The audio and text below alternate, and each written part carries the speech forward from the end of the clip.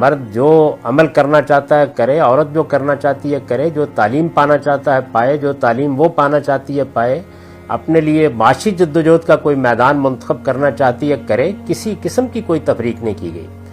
جب گھر کا ادارہ بنایا جاتا ہے تو گھر ایک ادارہ ہے، اس ادارے کو جب آپ بناتے ہیں تو اس میں جو رشتے پیدا ہوتے ہیں ان کے مابین فرق مراتب رکھا گیا ہے، یعنی ماں اور بیٹا برابر نہیں ہے، ماں ایک برتری کے مقام پر ہے، باپ اور بیٹی برابر نہیں ہے، باپ ایک برتری کے مقام پر ہے۔ اسی طریقے سے بہن بھائیوں کے رشتے ہیں، تو جو میاں اور بیوی کا رشتہ ہے اس میں شوہر کو گھر کا سربراہ بنایا گیا ہے، اس کے اوپر کفالت کی، حفاظت کی ذمہ داری ڈالی گئی ہے،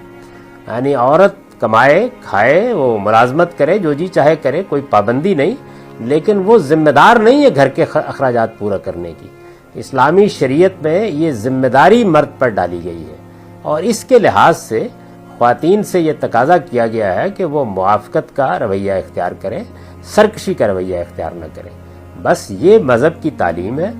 اس طرح کی بات کہ وہ گھر سے نہیں جا سکتی، وہ باہر نہیں نکل سکتی، وہ کام نہیں کر سکتی، ایسی کوئی چیز کہیں بیان نہیں ہوئی، اس طرح کی کوئی تفریق نہیں کی گئی۔ ان کے ساتھ عزت اور تکریم کا رویہ اختیار کرنے کی تعلیم دی گئی ہے۔ قرآن کے الفاظ میں عاشروہن بالمعروف،